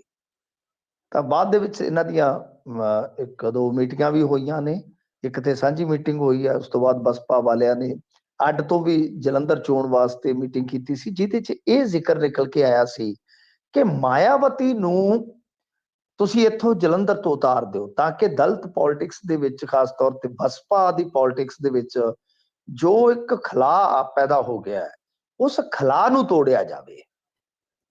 ਇਹ ਵੀ ਮਤਲਬ ਕਿ ਉੱਥੋਂ ਸੁਝਾਅ ਨਿਕਲੇ ਸਨ। ਹੁਣ ਇਧਰੋਂ ਦੂਸਰੇ ਪਾਸਿਓਂ ਅਕਾਲੀ ਵੀ ਕੁਝ ਵੰਡਵੀਂ ਰਾਏ ਰੱਖਦੇ ਆ। ਕੁਝ ਅਕਾਲੀਆਂ ਦਾ ਕਹਿਣਾ ਹੈ ਕਿ ਸਾਨੂੰ ਜਲੰਧਰ ਦੇ ਵਿੱਚ ਨਿਤਰਨਾ ਚਾਹੀਦਾ ਹੈ। ਕੁਝ ਇਹ ਰਾਏ ਰੱਖਦੇ ਆ, ਉਹ ਵੈਸੇ ਭਿੰਨ ਰਾਏ ਰੱਖਦੇ ਆ ਕਿ ਬਈ ਨਹੀਂ, ਸਾਨੂੰ ਬਸਪਾ ਨੂੰ ਲੜਾਉਣਾ ਚਾਹੀਦਾ ਤੇ ਪੂਰੇ ਜ਼ੋਰ ਸ਼ੋਰ ਦੇ ਨਾਲ ਉਹਨਾਂ ਨੂੰ ਸਪੋਰਟ ਕਰਨਾ ਚਾਹੀਦਾ, ਕਿਉਂਕਿ ਉੱਥੇ ਦਲਿਤ ਵੋਟ ਜਿਹੜੀ ਹੈਗੀ ਉਹ ਖਿੱਚੀ ਜਾ ਸਕਦੀ ਆ। ਠੀਕ ਹੈ। ਤਾਂ ਹੁਣ ਇਹ ਸ਼ਾਇਦ ਹੋ ਸਕਦਾ ਹੈ ਕਿ ਆਪਣੀ ਗੱਲ ਰੱਖਣ ਗਏ ਹੁਣ ਪਾਰਟੀ ਵੱਲੋਂ ਕਿ ਅਸੀਂ ਲੜਨਾ ਹੈ ਜਾਂ ਨਹੀਂ, ਜਾਂ ਫਿਰ ਇਹ ਵੀ ਜਿਵੇਂ ਮੈਂ ਤੁਹਾਨੂੰ ਕਿਹਾ ਕਿ ਹਾਲਾਂਕਿ ਬਾਹਰੀ ਤੌਰ ਤੇ ਤਾਂ ਨਹੀਂ ਇਹ ਗੱਲਾਂ ਆਉਂਦੀਆਂ, ਪਰ ਬਸਪਾ ਦੀ ਜਿਹੜੀ ਅੱਡ ਤੋਂ ਮੀਟਿੰਗ ਹੋਈ ਜਲੰਧਰ ਚੋਣ ਦੀ ਜੋ ਰਣਨੀਤੀ ਦੇ ਮੱਦੇਨਜ਼ਰ ਸੀ, ਤਾਂ ਉਹਦੇ ਵਿੱਚ ਇਹ ਕੁਝ ਸੁਝਾਅ ਆਏ ਸਨ ਕਿ ਬੀਬੀ ਮਾਇਆਵਤੀ ਜੀ ਨੂੰ ਇੱਥੋਂ ਉਤਾਰ ਦਿੱਤਾ ਜਾਵੇ। ਕਿਤੇ ਇਹ ਤਾਂ ਨਹੀਂ ਕਹਿਣਗੇ ਜਿਵੇਂ ਅਰੁਣ ਜੇਤਲੀ ਨੂੰ ਲੈ ਆਏ ਸੀ ਕਿ ਤੁਸੀਂ ਆ ਜਾਓ ਜੇਤਲੀ ਸਾਹਿਬ, ਤੁਹਾਨੂੰ ਆਪਾਂ ਸਰਟੀਫਿਕੇਟ ਦੇ ਰਹੇ, ਬਸ ਤੁਸੀਂ ਜਿੱਤੇ ਪਏ ਹੋ। ਤਾਂ ਕਿਤੇ ਏਦਾਂ ਵੀ ਨਾ ਹੋਵੇ ਹਾਂ ਬਈ ਤੁਸੀਂ ਆਓ, ਕਿਉਂਕਿ ਇੱਕ ਮੈਂ ਜਿਵੇਂ ਕਿਹਾ ਕਿ ਇੱਕ ਖਲਾਅ ਪੈਦਾ ਜਿਹੜਾ ਹੋਇਆ, ਤਾਂ ਉਸ ਖਲਾਅ ਨੂੰ ਜੇ ਬੀਬੀ ਮਾਇਆਵਤੀ ਆ ਕੇ ਤੋੜਦੇ ਆ, ਜਿਵੇਂ ਹੁਣ ਆਪਾਂ ਗੱਲਾਂ ਹੀ ਸੁਣੀਆਂ ਕਹਿ ਸਕਦੇ ਹਾਂ ਜੋ ਗੱਲਾਂ ਚੱਲ ਰਹੀਆਂ ਨੇ ਉਹਦੇ ਆਧਾਰ ਤੇ, ਤਾਂ ਫਿਰ ਉਹਦੇ ਵਿੱਚ ਕੀ ਆ ਕਿ ਜੇ ਵੱਡੀ ਕੋਈ ਫਾਈਟ ਹੁੰਦੀ ਆ ਉਹਦੇ 'ਚ ਇਹਨਾਂ ਨੂੰ ਫਾਇਦਾ ਫਿਰ ਆਟੋਮੈਟਿਕਲੀ ਆ ਅਕਾਲੀ ਦਲ ਨੂੰ। ਤਾਂ ਦੇਖੋ ਹੁਣ ਕੀ ਗੱਲਾਂ ਬਾਤਾਂ ਹੋਈਆਂ ਨੇ, ਔਰ ਤਸਵੀਰਾਂ ਇਹਨਾਂ ਨੇ ਜ਼ਰੂਰ ਨਸ਼ਰ ਕੀਤੀਆਂ ਨੇ। ਇਹਨਾਂ ਦੀ ਮੀਟਿੰਗ ਜਿਹੜੀ ਆ ਹੋਈ ਆ, ਬੀਬਾ ਹਰਸਿਮਰਤ ਕੌਰ ਬਾਦਲ ਜੀ ਵੀ ਨਾਲ ਸਨ। ਜੀ। ਅਗਲੀ ਖਬਰ ਦੇ ਵੱਲ ਵਧੀਆ ਮਿੰਟ ਜੀ ਤੇ ਗੱਲ ਕਰੀਏ। ਅਦਾਲਤਾਂ ਦੇ ਵਿੱਚ ਪੰਜਾਬੀ ਮਾਂ ਬੋਲੀ ਪੰਜਾਬੀ ਲਾਗੂ ਕਰਨ ਦੇ ਮਾਮਲੇ ਦੀ ਸਰਕਾਰ ਵੱਲੋਂ ਦਾਅਵਾ ਕੀਤਾ ਗਿਆ ਕਿ ਹੁਣ ਅਸੀਂ ਯਤਨ ਕਰਾਂਗੇ ਕਿ ਅਦਾਲਤਾਂ ਦੇ ਵਿੱਚ ਪੰਜਾਬੀ ਲਾਗੂ ਕੀਤੀ ਜਾਵੇ। ਦੇਖੋ ਹਾਂਜੀ, ਇਹਦੇ ਵਿੱਚ ਕੀ ਹੈ ਕਿ ਜਿਹੜੇ ਸੰਧਵਾ ਸਾਹਿਬ ਆ ਉਹਨਾਂ ਵੱਲੋਂ ਇੱਕ ਮੀਟਿੰਗ ਸੱਦ ਲਈ ਗਈ ਆ 7 ਫਰਵਰੀ ਨੂੰ। ਇੱਕ ਤਾਂ ਉਹ ਜਿਵੇਂ ਗੁਰਵਿੰਦਰ ਨੇ ਗਾਇਆ ਸੀ, ਜਿਹੜਾ ਤੇਰਾ ਵਾਰ ਟੋਲਿਆ ਮੁੰਡਾ ਘੋੜੀਆਂ ਰੱਖਣ ਦਾ ਸ਼ੌਕੀ, ਇਧਰੋਂ ਸਾਡਾ ਸਪੀਕਰ ਉਹ ਚੁਣਿਆ ਜਿਹੜਾ ਮੀਟਿੰਗਾਂ ਸੱਦਣ ਦਾ ਸ਼ੌਕੀ ਹੈ। ਤਾਂ ਬੜੀਆਂ ਮੀਟਿੰਗਾਂ ਬੁਲਾਉਂਦੇ ਨੇ, ਕਦੀ GM ਸਰੋਂ ਤੇ ਕਦੇ ਉਦਯੋਗਪਤੀਆਂ ਦੇ ਨਾਲ ਕਿ ਬਾਈ ਦਿਓ ਸਲਾਹ ਮਸ਼ਵਰਾ। ਤੇ ਹੁਣ ਜਿਹੜੀ ਇਹਨਾਂ ਨੇ ਮੀਟਿੰਗ ਸੱਦੀ ਆ, ਮੈਂ ਸਮਝਦਾ ਕਿ ਚੰਗੀ ਗੱਲ ਆ। ਇਹ ਚੰਗੀ ਗੱਲ ਆ ਕਿ ਚਲੋ ਜਿਹੜੇ ਸੰਧਵਾ ਸਾਹਿਬ ਆ ਨਾ ਸਿਰਫ ਸੀਨੀਅਰ ਹੁਣ ਪੋਲੀਟੀਸ਼ੀਅਨ ਹੋ ਚੁੱਕੇ ਆ, ਬਲਕਿ ਸਰਕਾਰ ਦੇ ਵਿੱਚ ਬਈ ਪ੍ਰਭਾਵ ਤੇ ਹੈਗਾ ਹੀ ਆ ਨਾ। ਇਹ ਗੱਲ ਵੱਖਰੀ ਹੈ ਕਿ ਉਹ ਸਪੀਕਰ ਨੇ, ਤੇ ਇਹ ਵੀ ਗੱਲ ਵੱਖਰੀ ਹੈ ਕਿ ਅੱਜ ਕੱਲ ਉਹ ਥੋੜੇ ਡਿਪਲੋਮੈਟ ਵੀ ਹੋ ਗਏ ਨੇ। ਪਰੰਤੂ ਇਹ ਆ ਕਿ ਜੇਕਰ ਇਹਦੇ ਵਿੱਚੋਂ ਕੁਝ ਚੰਗਾ ਨਿਕਲਦਾ, ਪੋਜ਼ਿਟਿਵ ਨਿਕਲਦਾ, ਇਹ ਕੋਈ ਸਟੈਪ ਅੱਗੇ ਜਾਂਦੇ ਨੇ ਤਾਂ ਬਹੁਤ ਖੁਸ਼ੀ ਹੋਏਗੀ। ਜ਼ਾਤੀ ਤੌਰ ਤੇ ਮੈਨੂੰ ਤੇ ਬੜੀ ਖੁਸ਼ੀ ਹੋਏਗੀ, ਕਿਉਂਕਿ ਮੈਂ ਬਹੁਤ ਚਿਰੋਕਣੀ ਮੰਗ ਇਹ ਰੱਖਦਾ ਕਿ ਅਦਾਲਤਾਂ 'ਚ ਕੰਮ ਸਟਾਰਟ ਹੋਣਾ ਚਾਹੀਦਾ ਹੈ। ਇਹ ਹੋਣਾ ਚਾਹੀਦਾ ਹਰ ਹਾਲਤ ਦੇ ਵਿੱਚ। ਹੁਣ ਤੇ ਸੁਪਰੀਮ ਕੋਰਟ ਦੇ ਜਿਹੜੇ CGI ਸਾਡੇ ਹੈਗੇ ਨੇ, ਚੀਫ ਜਸਟਿਸ ਆਫ ਇੰਡੀਆ, ਉਹਨਾਂ ਨੇ ਵੀ ਕਹਿ ਦਿੱਤਾ ਕਿ ਸਾਡੇ ਜਿਹੜੇ ਫੈਸਲੇ ਨੇ ਉਹ ਵੱਖ-ਵੱਖ ਭਾਸ਼ਾਵਾਂ 'ਚ ਤੁਸੀਂ ਹੁਣ ਪੜ੍ਹ ਸਕਦੇ ਹੋ ਜਾ ਕੇ। ਤਾਂ ਦੇਖੋ ਹਾਈ ਕੋਰਟ ਦੇ ਵਿੱਚ ਇਹ ਮਾਮਲਾ ਜਾ ਚੁੱਕਾ ਹੈ ਆਲਰੇਡੀ। ਉੱਥੇ ਹਾਈ ਕੋਰਟ ਨੇ ਕਿਹਾ ਹੋਇਆ ਕਿ ਸਾਨੂੰ ਤਾਂ ਕੋਈ ਇਤਰਾਜ਼ ਨਹੀਂ ਹੈ, ਤੁਸੀਂ ਆਪਣਾ ਤੰਤਰ ਵਿਕਸਿਤ ਕਰ ਲਓ ਥੱਲੇ। ਮਤਲਬ ਕਿ ਹੁਣ ਤੁਹਾਨੂੰ ਉੱਥੇ ਟਾਈਪਿਸਟ ਜਾਂ ਟਰਾਂਸਲੇਟਰ, ਕਿਉਂਕਿ ਇੱਕ ਇਹ ਵੀ ਫੈਸਲਾ ਆ ਗਿਆ ਕਿ ਜਿਹੜਾ ਗਵਾਹ ਹੈ, ਗਵਾਹ ਜਿਸ ਭਾਸ਼ਾ ਦੇ ਵਿੱਚ ਗਵਾਹੀ ਦਰਜ ਕਰਦਾ ਹੈ, ਤੁਹਾਨੂੰ ਉਸੇ ਭਾਸ਼ਾ 'ਚ ਉੱਥੇ ਦਰਜ ਕਰਨੀ ਪਵੇਗੀ। ਤੇ ਦੂਜੀ ਗੱਲ ਇਹ ਹੈ ਕਿ ਜੇ ਨਹੀਂ ਹੈ ਤੁਹਾਡੇ ਕੋਲ, ਤਾਂ ਤੁਸੀਂ ਜੇ ਅੰਗਰੇਜ਼ੀ 'ਚ ਕਰਨੀ ਹੈ ਤਾਂ ਫਿਰ ਉਹ ਦੂਸਰਾ ਆਪਸ਼ਨ ਹੋਏਗਾ। ਇਹਦਾ ਮਤਲਬ ਇਹ ਹੈ ਕਿ ਹੁਣ ਤਾਂ ਸੁਪਰੀਮ ਕੋਰਟ ਵੀ ਇਸ ਮਾਮਲੇ ਦੇ ਵਿੱਚ ਕਿਤੇ ਨਾ ਕਿਤੇ ਥੋੜਾ ਫਰਾਖ ਦਿਲੀ ਨਾਲ ਅੱਗੇ ਵੱਧ ਰਹੀ ਹੈ, ਤਾਂ ਅਸੀਂ ਕਿਉਂ ਨਹੀਂ, ਅਸੀਂ ਕਿਉਂ ਪਿੱਛੇ ਰਹਿ ਰਹੇ ਹਾਂ? ਜਦੋਂ ਅਦਾਲਤਾਂ 'ਚ ਪੰਜਾਬੀ ਲਾਗੂ ਹੋ ਗਈ, ਸਮਝ ਲਓ ਅੱਧੀ ਜੰਗ ਜਿੱਤ ਗਏ। ਜੋ ਪੰਜਾਬੀ ਨੂੰ ਦਰਜਾ ਮਿਲਣਾ ਹੈ ਤਾਂ ਸਮਝ ਲਓ ਅੱਧੀ ਜੰਗ ਜਿੱਤ ਗਏ, ਉਸ ਤੋਂ ਬਾਅਦ ਤਾਂ ਕੁਝ ਵੀ ਨਹੀਂ ਰਹੇਗਾ। ਤਾਂ ਖੈਰ ਦੇਖਦੇ ਹਾਂ, 7 ਫਰਵਰੀ ਦਾ ਆਪਾਂ ਵੇਟ ਕਰਦੇ ਹਾਂ, ਸ਼ਿੱਦਤ ਦੇ ਨਾਲ ਉਡੀਕ ਕਰਦੇ ਹਾਂ ਕਿ ਕਿਸ ਤਰ੍ਹਾਂ ਉੱਥੋਂ ਕੁਝ ਵਿਚਾਰ ਨਿਕਲਦੇ ਆ। ਕਿਉਂਕਿ ਦੇਖੋ ਸਪੀਕਰ ਸਾਹਿਬ ਨੇ ਕੋਈ, ਇਹਨਾਂ ਨੇ ਫੈਸਲਾ ਤਾਂ ਲੈਣਾ ਨਹੀਂ ਹੈ, ਪਰ ਜੋ ਵੀ ਸੁਝਾਅ ਵਗੈਰਾ ਆਉਣਗੇ ਇਹਨਾਂ ਨੇ ਤਾਂ ਅੱਗੇ ਗਾਂ ਫਿਰ ਫਾਰਵਰਡ ਹੀ ਕਰਨੇ ਨੇ ਸਰਕਾਰ ਦੇ ਕੋਲ। ਪਰ ਇਹ ਚਲੋ ਬਿਹਤਰੀਨ ਕੋਸ਼ਿਸ਼ ਹੈ, ਮੈਂ ਸਮਝਦਾ ਕਿ ਵਧੀਆ ਕਰਨਗੇ। ਜੇ ਇਹ ਕੰਮ ਕਰ ਦੇਣ ਤੇ ਆਪਾਂ ਥੋੜੀ ਸਿਫਤ ਵੀ ਕਰਾਂਗੇ ਇਸ ਮੁੱਦੇ ਤੇ। ਜੀ ਜੀ। ਅਗਲੇ ਮਸਲੇ ਵੱਲ ਵਧੀਏ ਮਿੰਟੂ ਜੀ, ਤੇ ਗੱਲ ਕਰੀਏ ਰਾਮਦੇਵ ਦੀ। ਰਾਮਦੇਵ ਨੇ ਫਿਰ ਕੋਈ ਵਿਵਾਦਤ ਬਿਆਨ ਦਿੱਤਾ ਜੀ? ਨਹੀਂ, ਇਹ ਤਾਂ ਹੈ ਹੀ, ਬੰਦਾ ਹੀ ਕੰਬਾ ਖਤ ਹੈ, ਹੂੰ ਇਹਨੇ ਕੋਈ ਨਾ ਕੋਈ ਚੁਚਰੀ ਛੇੜ ਦੇਣੀ ਹੁੰਦੀ ਆ। ਦਰਅਸਲ ਕੀ ਹੈ ਕਿ ਇਹਨੂੰ ਭੱਜੇ ਨੂੰ ਹੁਣ ਵਾਹਵਾ ਚਿਰ ਹੋ ਗਿਆ, ਤੇ ਜਦੋਂ ਹੁਣ ਕਿਤੇ ਸਰਕਾਰਾਂ ਸਰਕੂਰਾਂ ਬਦਲ ਗਈਆਂ, ਅੱਗੇ ਤੇ ਸਲਵਾਰ 'ਚ ਭੱਜਿਆ ਸੀਗਾ, ਹੁਣ ਮੈਨੂੰ ਲੱਗਦਾ ਕਿ ਬਹੁਤ ਬੁਰੀ ਤਰ੍ਹਾਂ ਭੱਜੇਗਾ, ਹੁਣ ਬਹੁਤ ਬੁਰੀ ਤਰ੍ਹਾਂ ਭੱਜੇਗਾ। ਖੈਰ ਗੱਲ ਇਹ ਆ ਕਿ ਤੁਹਾਨੂੰ ਥੋੜਾ ਜਿਹਾ ਸਹਿਜ ਨਾਲ ਬੋਲਣਾ ਚਾਹੀਦਾ, ਠਰਮੇ ਨਾਲ ਬੋਲਣਾ ਚਾਹੀਦਾ, ਥੋੜਾ ਫੇਕ ਕੇ ਬੋਲਣਾ ਚਾਹੀਦਾ, ਕਿਉਂਕਿ ਤੁਸੀਂ ਆਪਣੇ ਨਾਮ ਨਾਲ ਬਾਬਾ ਸ਼ਬਦ ਇਸਤੇਮਾਲ ਕਰਦੇ ਹੋ। ਜੀ ਤਾਂ ਬਾਬੇ ਤਾਂ ਏਦਾਂ ਨਹੀਂ ਬੋਲਦੇ। ਇਹਨਾਂ ਨੇ ਮੁਸਲਮਾਨਾਂ ਤੇ ਸਾਈਆਂ ਪ੍ਰਤੀ ਉਹ ਸ਼ਬਦਾਵਲੀ ਵਰਤੀ ਆ ਜਿਹੜੀ ਮੈਂ ਸਮਝਦਾ ਕਿ ਬੜੀ ਤੋਹੀਨ ਵਾਲੀ ਹੈ। ਜੀ ਠੀਕ ਹੈ, ਹਰੇਕ ਧਰਮ 'ਚ ਸਾਰੇ 100 ਦੇ 100 ਚੰਗੇ ਨਹੀਂ ਹੁੰਦੇ, ਪਰ ਹਰੇਕ ਧਰਮ 'ਚ 100 ਦੇ 100 ਮੰਦੇ ਨਹੀਂ ਹੁੰਦੇ। ਤਾਂ ਇਹ ਕਰਮ, ਇਹ ਸੰਸਾਰ ਕਰਮ ਦੇ ਧਾਗੇ ਨਾਲ ਵੱਜਿਆ ਜ਼ੋਰ। ਇੱਥੇ ਮੰਦੇ ਕਰਮ ਵੀ ਹੋਣੇ ਆ, ਚੰਗੇ ਕਰਮ ਵੀ ਹੋਣੇ ਆ, ਪਰ ਤੁਸੀਂ ਕੀ ਸੋਚਦੇ ਹੋ, ਨਿਰਭਰ ਇਸ ਗੱਲ ਤੇ ਕਰਦੀ ਹੈ ਖੇਡ। ਤਾਂ ਖੈਰ ਇਹਨੇ ਕਿਹਾ ਕਿ ਮੁਸਲਮਾਨਾਂ ਨੂੰ ਪੁੱਛੋ ਧਰਮ ਕੀ ਕਹਿੰਦਾ ਤੁਹਾਡਾ, ਉਹ ਕਹਿਣਗੇ ਕਿ 5 ਵਾਰੀ ਨਮਾਜ਼ ਪੜ੍ਹੋ ਵੀ ਦਿਨ ਦੇ ਵਿੱਚ, ਫਿਰ ਜੋ ਮਰਜ਼ੀ ਕਰੀ ਚਲੋ, ਮਨ ਦੇ ਵਿੱਚ ਜੋ ਆਉਂਦਾ ਕਰੀ ਚਲੋ। ਹਿੰਦੂਆਂ ਦੀਆਂ ਕੁੜੀਆਂ ਚੁੱਕ ਲਓ, ਕੋਈ ਪਾਪ ਕਰਨਾ ਉਹ ਕਰੀ ਚਲੋ। ਮਤਲਬ ਕਿ ਉਹ ਕਹਿੰਦੇ ਕਿ ਮੁਸਲਿਮ ਸਮਾਜ ਦੇ ਵਿੱਚ ਬਹੁਤ ਸਾਰੇ ਲੋਕ ਇਸ ਤਰ੍ਹਾਂ ਕਰਦੇ ਆ। ਫਿਰ ਕਹਿੰਦੇ ਕਿ ਅੱਤਵਾਦੀ ਤੇ ਅਪਰਾਧੀ ਇਹ ਬਣ ਜਾਣ ਦੇ ਬਾਅਦ ਵੀ ਨਮਾਜ਼ ਜ਼ਰੂਰ ਪੜ੍ਹਦੇ ਆ, ਤੇ ਇਹ ਇਸਲਾਮ ਦਾ ਮਤਲਬ ਹੀ ਨਮਾਜ਼ ਸਮਝਦੇ ਆ। ਇਹਨਾਂ ਨੂੰ ਇਹੀ ਸਿਖਾਇਆ ਜਾਂਦਾ ਹੈ। ਦੇਖੋ ਕਿਹੋ ਜਿਹੇ ਸ਼ਬਦ ਬੋਲ ਰਿਹਾ, ਇੱਥੇ ਨਹੀਂ ਰੁਕਦਾ। ਈਸਾਈ ਧਰਮ ਤੇ ਵੀ ਟਿੱਪਣੀ ਕਰਦਾ, ਇਹ ਕਹਿੰਦਾ ਹੈ ਕਿ ਇਹ ਈਸਾ ਮਸੀਹ ਦੇ ਸਾਹਮਣੇ ਮੋਮਬੱਤੀਆਂ ਜਲਾ ਕੇ ਖੜ ਜਾਂਦੇ ਆ, ਤੇ ਫਿਰ ਜੋ ਇਹਨਾਂ ਦੇ ਮਨ ਦੇ ਵਿੱਚ ਆਉਂਦਾ ਉਹ ਕਰਦੇ ਆ। ਮਤਲਬ ਕਿ ਇਹੀ ਗੱਲ ਫਿਰ ਉਹਨਾਂ ਪ੍ਰਤੀ ਅੱਛਾ ਇਹ ਮੁੜ ਕੇ ਜੋ ਵੀ ਕਰਦੇ ਆ। ਤਾਂ ਇਹ ਗੱਲਾਂ ਮੁਸਲਮਾਨਾਂ ਤੇ ਫਿਰ ਆ ਜਾਂਦਾ ਹੈ ਕਿ ਇਹ ਬਈ ਸਵਰਗ ਦਾ ਮਤਲਬ ਇਹ ਸਮਝਦੇ ਆ ਕਿ ਟਖਨੇ ਦੇ ਉੱਤੇ ਪਜਾਮਾ ਟੰਗ ਲਓ, ਮੁੱਛਾਂ ਕਟਵਾ ਲਓ, ਟੋਪੀ ਲੈ ਲਓ। ਵੇਖੋ ਕਿੱਥੋਂ ਤੱਕ ਬੋਲ ਰਿਹਾ ਹੈ। ਚਲੋ ਛੱਡੀਏ, ਆਪਾਂ ਅਸੀਂ ਅੱਗੇ ਨਾ ਬੋਲੀਏ ਤੇ ਬਿਹਤਰ ਆ, ਤੇ ਕਿਉਂਕਿ ਗੱਲ ਜਿਹੜੀ ਆ ਫਿਰ ਮੈਨੂੰ ਤੇ ਠੀਕ ਨਹੀਂ ਲੱਗਦੀ ਕਿ ਅਸੀਂ ਇਹ ਗੱਲ ਕਰਦੇ ਹੀ ਥੋੜਾ ਹੁਣ ਜੱਕ ਗਏ ਆ ਕਿ ਬਹੁਤ ਗੱਲਾਂ ਕਹਿ ਦਿੱਤੀਆਂ। ਜੋ ਸਾਡਾ ਫਰਜ਼ ਹੈ, ਜੋ ਸਾਡਾ ਕਹਿ ਲਓ ਕਿ ਇੱਥੇ ਮਕਸਦ ਹੈ, ਉਹ ਅਸੀਂ ਆਪਣਾ ਪੂਰਾ ਕਰ ਦਿੱਤਾ। ਕਿ ਕਿੰਨਾ ਨਫ਼ਰਤੀ ਭਰਿਆ ਭਾਸ਼ਣ ਹੈ ਜੀ ਈਸਾਈਆਂ ਪ੍ਰਤੀ ਵੀ, ਤੇ ਦੂਸਰੇ ਪਾਸੇ ਇਸਲਾਮ ਪ੍ਰਤੀ ਵੀ। ਬਹੁਤ ਮਤਲਬ ਕਿ ਇਸ ਤਰ੍ਹਾਂ ਦੀਆਂ ਗੱਲਾਂ ਕਹੀਆਂ, ਟੋਟਲ ਇਹੀ ਨੇ। ਜੇ ਆਪਾਂ ਕੁੱਲ ਮਿਲਾ ਕੇ ਦੇਖੀਏ, ਇਹ ਗਿਆ ਹੋਇਆ ਸੀਗਾ ਅੱਜ ਬਾੜਮੇਰ ਦੇ ਵਿੱਚ, ਜਿੱਥੇ ਇਹ ਬੋਲਿਆ ਸਾਰਾ ਕੁਝ। ਤਾਂ ਮਤਲਬ ਇਹੀ ਗੱਲ ਹੈ ਕਿ ਇਹ ਜੰਨਤ ਕਹਿੰਦੇ ਜੀ, ਜੰਨਤ ਇਹੋ ਜੀ ਜੰਨਤ ਜਿਹੜੀ ਹੈ ਜਹੰਨਮ ਤੋਂ ਵੀ ਮਾੜੀ ਹੈ। ਤਾਂ ਖੈਰ ਗੱਲ ਇਹ ਹੈ ਕਿ ਇਹ ਕੋਈ ਪਹਿਲੀ ਵਾਰੀ ਤੇ ਬੋਲਿਆ ਨਹੀਂ। ਅਸਲ ਦੇ ਵਿੱਚ ਕੀ ਹੈ ਪ੍ਰਵੀਨ ਜੀ, ਕਿ ਇਹਦਾ ਹਾਲ ਵੀ ਅੰਬਾਨੀ ਵਾਲਾ ਹੋ ਜਾਣਾ ਸੀਗਾ, ਅਡਾਨੀ ਵਾਲਾ, ਸੌਰੀ ਅਡਾਨੀ ਵਾਲਾ ਹੋ ਜਾਣਾ ਸੀਗਾ। ਬਚਿਆ ਖਲੋਤਾ ਹੈ, ਉਹ ਇਸੇ ਕਰਕੇ ਬਚਿਆ ਖਲੋਤਾ ਹੈ। ਭਗਵੇਂ ਲੀੜੇ ਪਾ ਕੇ ਇਹ ਜਿਸ ਤਰ੍ਹਾਂ ਦਾ ਬਿਜ਼ਨਸਮੈਨ ਬਣਿਆ ਪਿਆ, ਸਭ ਨੂੰ ਪਤਾ ਹੈ। ਪਰ ਹੁਣ ਸਰਕਾਰ ਜਿਹੜੀ ਹੈ ਉਹ ਇਹੋ ਜਿਹੇ ਲੋਕਾਂ ਨੂੰ ਪਸੰਦ ਕਰਦੀ, ਇਹੋ ਜਿਹੇ ਲੋਕ ਕੰਮ ਆਉਂਦੇ ਆ। ਨਹੀਂ ਤੇ ਇਹੋ ਜਿਹੇ ਬੰਦੇ ਨੂੰ, ਮੈਂ ਜਿਵੇਂ ਅੱਗੇ ਕਿਹਾ ਹੈ ਕਿ ਭੱਜਦੇ ਨੂੰ ਵਾਹ ਨਹੀਂ ਸੀ ਥਿਆਉਣੇ। ਹੋ ਸਕਦਾ ਸੀ ਸਲਵਾਰ ਵੀ ਨਾ ਮਿਲਦੀ, ਕੱਲਾ ਮਤਲਬ ਕਿ ਕੱਛੇ 'ਚ ਹੀ ਭੱਜਦਾ।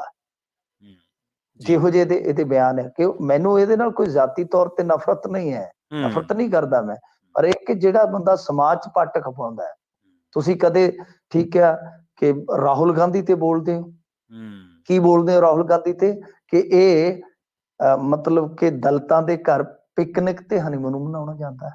ਜੀ। ਫਟੇ ਮੂੰਹ ਤੇਰੀ ਇਹੋ ਜਿਹੀ ਸੋਚ ਤੇ ਤੇਰੀ। ਫਿਰ ਉਹਨਾਂ ਨੇ ਕੇਸ ਵੀ ਕਰਾਏ ਸਨ। ਇਹ ਤੇ ਬੰਦਾ ਰੁਕਦਾ ਹੀ ਨਹੀਂ ਹੈ, ਹੂੰ, ਰੁਕਦਾ ਹੀ ਨਹੀਂ ਹੈ। ਐਲੋਪੈਥੀ ਨੂੰ ਸਟੂਪਿਡ ਕਹਿ ਗਿਆ, ਤੇ ਜੀ, ਬੰਦਾ ਪੁੱਛੇ ਵੀ ਜਦੋਂ ਜਾ ਕੇ ਤੂੰ ਗਲੂਕੋਜ਼ ਦੀਆਂ ਬੋਤਲਾਂ ਲਵਾਈਆਂ ਸੀ ਭੱਜ ਕੇ ਹਸਪਤਾਲ ਦੇ ਵਿੱਚ, ਮਰਨਾਊ ਪਿਆ ਸੈਂ, ਉਦੋਂ ਕੀ ਸੀਗਾ। ਜੀ। ਮਤਲਬ ਕਿ ਬਥੇਰੀਆਂ ਗੱਲਾਂ ਨੇ ਇਹਦੀਆਂ, ਜਿੰਨੀਆਂ ਮਰਜ਼ੀ ਕਰ ਲਈਏ। ਫਿਰ ਇਹਨੇ ਵੇਖੋ ਮੁਸਲਮਾਨਾਂ ਪ੍ਰਤੀ ਕਿੱਡੀ ਖੇਜ ਆ। ਸ਼ਾਹਰੁਖ ਖਾਨ ਦਾ ਬੱਚਾ ਫੜਿਆ ਗਿਆ ਹਾਂਜੀ। ਕੇਸ ਦੇ ਵਿੱਚ, ਹੂੰ, ਬਾਇਜ਼ਤੋਂ ਨਿਕਲ ਗਿਆ। ਸਾਰਾ ਕੁਝ ਸਾਫ਼ ਹੋ ਗਿਆ ਕਿ ਕਿਸ ਤਰ੍ਹਾਂ ਉਹ ਕੌਨਸਪੀਰੇਸੀ ਹੋਈ ਹੈ। ਇਹ ਬੰਦਾ ਕਹਿੰਦਾ ਸ਼ਾਹਰੁਖ ਖਾਨ ਦਾ ਮੁੰਡਾ ਡਰੱਗਸ ਲੈ ਰਿਹਾ ਹੈ, ਉਹ ਜੇਲ੍ਹ ਗਿਆ ਹੈ। ਸਲਮਾਨ ਵੀ ਡਰੱਗਸ ਲੈਂਦਾ। ਦੱਸੋ ਮਤਲਬ ਕਿ ਨਾ ਕੋਈ, ਮਤਲਬ ਹਿੰਦੂਆਂ ਚ ਸਿੱਖਾਂ ਚ ਕੋਈ ਤਾਂ ਕੋਈ ਨਹੀਂ ਡਰੱਗ ਲੈਂਦਾ, ਬਸ ਇਹੀ ਲੈਂਦੇ ਨੇ ਇਕੱਲੇ ਜਿਨ੍ਹਾਂ ਦੇ ਨਾਂ ਦੇ ਨਾਲ ਖਾਨ ਲੱਗਦਾ। ਜੀ। ਮਤਲਬ ਕਿ ਤੁਸੀਂ ਵੀ ਆਪਣੇ ਧਰਮ ਦਾ ਪ੍ਰਚਾਰ ਕਰੋ, ਆਪਣੀਆਂ ਗੱਲਾਂ ਰੱਖਣੀਆਂ ਵੀ ਆ ਕਿਸੇ ਸਹੀ ਢੰਗ ਨਾਲ ਰੱਖੋ। ਕਿ ਹਿੰਦੂਆਂ ਚੋਂ ਜਾਂ ਦੂਸਰੀਆਂ ਹੋਰ ਕਮਿਊਨਿਟੀਜ਼ ਚੋਂ ਕੋਈ ਡਰੱਗ ਨਹੀਂ ਲੈਂਦਾ? ਤੁਹਾਨੂੰ ਇਹੀ ਨਾਂ ਕਿਉਂ ਚੇਤੇ ਰਹਿ ਜਾਂਦੇ ਆ? ਜੀ, ਫਲਾਣੇ ਦਾ ਮੁੰਡਾ ਲੈਂਦਾ ਜੀ, ਫਲਾਣਾ, ਜਿਨ੍ਹਾਂ ਦੇ ਨਾਮ ਦੇ ਨਾਲ ਖਾਨ ਨੇ। ਇਸ ਕਰਕੇ ਇਹਨਾਂ ਦਾ ਕੰਮ ਹੀ ਇਹ ਬਣ ਗਿਆ, ਬਸ ਪੱਟ ਕਪਾਉਣਾ, ਪੱਟ ਕਪਾਈ ਜਾਣਾ। ਉਹ ਗੱਲ ਤੇ ਇਹ ਹੈ ਕਿ ਇਨ ਦੀ ਐਂਡ ਇਹ ਜਿਹੜੇ ਇਸ ਤਰ੍ਹਾਂ ਦੇ ਸੋ ਕਾਲਡ ਬਾਬੇ ਆ, ਜਿਨ੍ਹਾਂ ਦੇ ਮਗਰ ਹੈਗੇ ਨੇ ਬਥੇਰੇ ਲੋਕ, ਉਹ ਉਹਨਾਂ ਨੇ ਭੁਗਤਾਉਣੇ ਹੁੰਦੇ ਆ ਆਪਣੇ ਹੱਕ ਦੇ ਵਿੱਚ। ਹੂੰ, ਆਈ ਗੇਮ ਹੁਣ 2024 ਆ ਗਿਆ। ਇਹ ਬੰਦਾ ਏਡਾ ਨਿਕੰਮਾ ਆਦਮੀ ਆ। ਪਹਿਲਾਂ ਕਹਿੰਦਾ ਸੀਗਾ ਕਿ ਮੋਦੀ ਨੂੰ ਲਿਓ, 35 ਰੁਪਈਆ ਨੂੰ ਪੈਟਰੋਲ ਮਿਲੇਗਾ। ਹੂੰ, ਹੁਣ ਕਹਿੰਦਾ ਕਹਿੰਦਾ ਕਿ ਜੀ ਦੇਖੋ, ਇਹ ਪੈਸਾ ਜਿਹੜਾ ਦੇਸ਼ ਦੇ ਵਾਸਤੇ, ਦੇਸ਼ ਲਈ ਕੰਮ ਆਉਣਾ। ਮਹਿੰਗਾ ਪੈਟਰੋਲ ਖਰੀਦੋਗੇ ਤਾਂ ਇਹ ਤਾਂ ਜੀ, ਬੜੇ, ਜਿੱਦਾਂ ਕਹਿ ਲਈਏ ਨਾ ਕਿ ਇਹ ਤਾਂ ਰਾਜਨੀਤਿਕ, ਆਪਾਂ ਲੋਕ ਰਾਜਨੀਤਿਕ ਬੰਦਿਆਂ ਨੂੰ ਗੰਦੀਆਂ ਗਾਲਾਂ ਕੱਢਦੇ ਰਹਿੰਦੇ ਆ। ਇਹ ਜਿਹੜੇ ਬੰਦੇ ਨੇ, ਇਹ ਤੇ ਉਹਨਾਂ ਤੋਂ ਵੀ 100 ਗੁਣਾ ਗਾਂ ਵਧੇ ਹੋਏ ਨੇ। ਹੂੰ।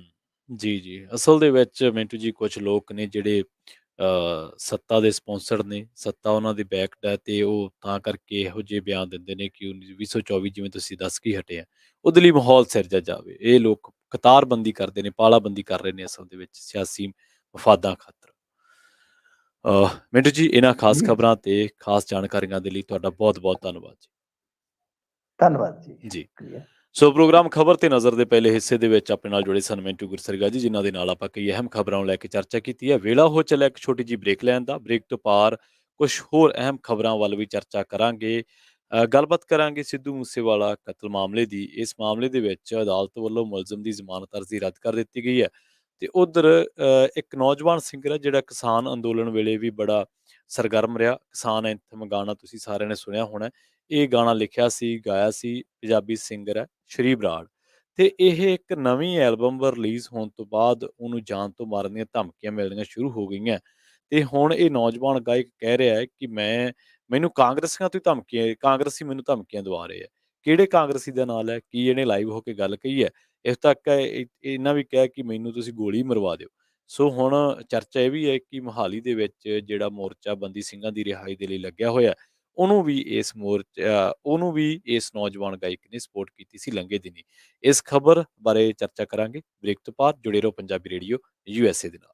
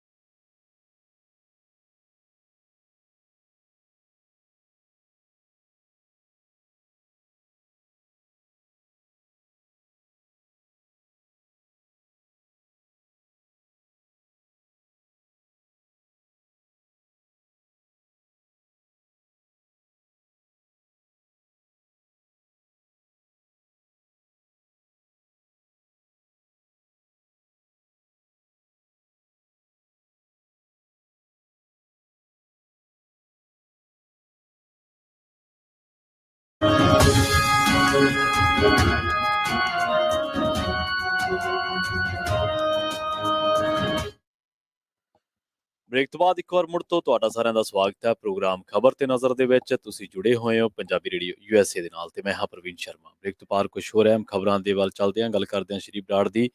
ਕਿਸਾਨ ਐਂਥਮ ਦਿੱਲੀ ਦੇ ਵਿੱਚ ਜਦੋਂ ਕਿਸਾਨ ਅੰਦੋਲਨ ਸੀ ਤਾਂ ਕਿਸਾਨ ਐਂਥਮ ਗਾਣੇ ਦੇ ਨਾਲ ਇੱਕਦਮ ਚਰਚਾ ਦੇ ਵਿੱਚ ਆਏ ਪੰਜਾਬੀ ਗਾਇਕ ਸ਼੍ਰੀ ਬਰਾੜ ਦੀ ਨਵੀਂ ਐਲਬਮ ਆਈ ਹੈ ਬੇੜੀਆਂ, ਤੇ ਇਹਨੂੰ ਰਿਲੀਜ਼ ਹੋਣ ਤੋਂ ਬਾਅਦ ਉਹਨੂੰ ਜਾਨ ਤੋਂ ਮਾਰਨ ਦੀਆਂ ਧਮਕੀਆਂ ਮਿਲਣੀਆਂ ਸ਼ੁਰੂ ਹੋ ਗਈਆਂ। ਗਾਇਕ ਸ਼੍ਰੀ ਬਰਾੜ ਨੇ ਆਪਣੇ ਸੋਸ਼ਲ ਮੀਡੀਆ ਅਕਾਊਂਟ ਤੇ ਲਾਈਵ ਹੋ ਕੇ ਕਾਂਗਰਸ ਦੇ ਕੁਝ ਲੀਡਰਾਂ ਤੇ ਦੋਸ਼ ਲਾਏ। ਉਹਨਾਂ ਨੇ ਕਿਹਾ ਕਿ ਉਹ ਆਪਦੇ ਕੁਝ ਕੁੱਤੇ ਬਿੱਲਿਆਂ ਤੋਂ ਫੋਨ ਕਰਵਾ ਕੇ ਉਹਨਾਂ ਨੂੰ ਜਾਨ ਤੋਂ ਮਾਰਨ ਦੀਆਂ ਧਮਕੀਆਂ ਦਵਾ ਰਹੇ ਨੇ। ਇਤਨਾ ਹੀ ਨਹੀਂ, ਇਹ ਨੌਜਵਾਨ ਗਾਇਕ ਇੱਥੇ ਨਹੀਂ ਰੁਕਿਆ। ਉਹ ਕਹਿੰਦਾ ਕਿ ਮੈਂ ਦੱਸ ਨਹੀਂ ਸਕਦਾ ਕਿ ਮੈਂ ਕਿਹੜੇ ਹਾਲਾਤਾਂ ਦੇ ਵਿੱਚੋਂ ਗੁਜ਼ਰ ਰਿਹਾ, ਆਪਣੀ ਜ਼ਿੰਦਗੀ ਦੇ ਵਿੱਚ ਕਿਹੜੀਆਂ-ਕਿਹੜੀਆਂ ਚੀਜ਼ਾਂ ਨੂੰ ਸਹਿ ਰਿਹਾ, ਕਿਹੜੇ ਹਾਲਾਤਾਂ ਦੇ ਵਿੱਚੋਂ ਗੁਜ਼ਰ ਰਿਹਾ। ਉਹ ਕਹਿੰਦਾ ਕਿਸਾਨ ਅੰਦੋਲਨ ਦੇ ਦਰਮਿਆਨ ਵੀ ਬਹੁਤ ਕੁਝ ਦੇਖਿਆ, ਬਹੁਤ ਗੁੰਡਿਆਂ ਦੇ ਫੋਨ ਆਉਂਦੇ ਸੀ, ਰਾਜਨੇਤਾਵਾਂ ਤੋਂ ਧਮਕੀਆਂ ਮਿਲਦੀਆਂ ਸੀ। ਹੁਣ ਜਿਹਨੂੰ ਬਚਣ ਦੇ ਲਈ, ਜਿਨ੍ਹਾਂ ਚੀਜ਼ਾਂ ਤੋਂ ਬਚਣ ਦੇ ਲਈ ਮੈਨੂੰ ਪੈਸੇ ਦੇਣੇ ਪੈਂਦੇ ਆ। ਤੇ ਅੱਗੇ ਉਹਨੇ ਗੱਲ ਕੀਤੀ ਕਿ ਮੈਨੂੰ ਪੰਜਾਬ ਦੇ ਹੱਕ ਦੇ ਵਿੱਚ ਬੋਲਣ ਦੇ ਲਈ ਇਹਨਾਂ ਹਾਲਾਤਾਂ ਨੂੰ ਸਹਿਣਾ ਪੈ ਰਿਹਾ। ਇਸ ਤੋਂ ਚੰਗਾ ਇਹ ਹੈ ਕਿ ਮੈਂ ਆਪਣਾ ਜੀਵਨ ਹੀ ਖਤਮ ਕਰ ਲਾਂ, ਆਪਣੀ ਜ਼ਿੰਦਗੀ ਖਤਮ ਕਰ ਲਾਂ। ਤੇ ਜਦੋਂ ਮੈਂ ਬੇੜੀਆਂ ਗਾਣਾ ਕੱਢਿਆ ਕਹਿੰਦਾ, ਤੇ ਉਸ ਤੋਂ ਬਾਅਦ ਮੈਨੂੰ ਬਹੁਤ ਕੁਝ ਸਹਿਣਾ ਪਿਆ। ਤੇ ਨਾਲ ਹੀ ਉਹ ਕਹਿੰਦਾ ਕਿ ਤੁਸੀਂ ਮੇਰੇ ਖਿਲਾਫ ਕਲਮ ਚਲਾਓ, ਮੇਰੇ ਕੋਲੇ ਇੱਕੋ ਹੀ ਹੱਲ ਹੈ, ਮੈਂ ਜਾਂ ਤਾਂ ਆਪਣੀ ਕਲਮ ਚਲਾਊਂਗਾ ਤੇ ਜਾਂ ਫਿਰ ਮੈਨੂੰ ਗੋਲੀ ਮਰਵਾ ਦਿਓ। ਉਸ ਦਿਨ ਫਿਰ ਮੈਨੂੰ ਟਿਕਣਾ ਪਊਗਾ। ਜਿੰਨਾ ਚਿਰ ਮੇਰੀ ਕਲਮ ਚੱਲਦੀ ਉਹਨਾਂ ਚਿਰ ਮੈਂ ਨੀਂਦ ਤੁਹਾਡੀ ਉਡਾ ਕੇ ਰੱਖੂੰਗਾ। ਪੰਜਾਬ ਦਾ ਦਿੱਤਾ ਖਾਨਾ ਹੈ ਤੇ ਪੰਜਾਬ ਦੇ ਲੋਕਾਂ ਨੂੰ ਸਭ ਪਤਾ ਹੈ। ਪਿਛਲੇ ਦਿਨੀ ਜਦੋਂ ਆਪਾਂ ਸਿੱਧੂ ਮੂਸੇਵਾਲੇ ਦਾ ਕਤਲ ਹੋਇਆ ਸੀ, ਉਸ ਤੋਂ ਬਾਅਦ ਪੰਜਾਬੀ ਰੇਡੀਓ USA ਤੇ ਕਈ ਰਿਪੋਰਟਸ ਦੇ ਹਵਾਲਿਆਂ ਦੇ ਨਾਲ ਆਪਾਂ ਕਈ ਗੱਲਾਂ ਕੀਤੀਆਂ ਸੀ, ਜਿਹਦੇ ਵਿੱਚ ਆਪਾਂ ਇਹ ਗੱਲ ਕੀਤੀ ਸੀ ਕਿ ਬਹੁਤ ਟਾਈਮ ਤੋਂ ਹੀ ਜਦੋਂ ਪਰਮੀਸ਼ ਵਰਮੇ ਤੇ ਗੋਲੀ ਚੱਲੀ ਹੈ, ਉਸ ਤੋਂ ਬਾਅਦ ਕਰਨ ਔਜਲਾ ਦੇ ਘਰ ਤੇ ਗੋਲੀਆਂ ਚੱਲੀਆਂ, ਉਸ ਤੋਂ ਬਾਅਦ ਗਿੱਪੀ ਗਰੇਵਾਲ ਨੂੰ ਧਮਕੀ ਆਈ, ਸਿੱਧੂ ਮੂਸੇਵਾਲਾ ਨੂੰ ਤਾਂ ਲਗਾਤਾਰ ਆ ਹੀ ਰਹੀਆਂ ਸੀ।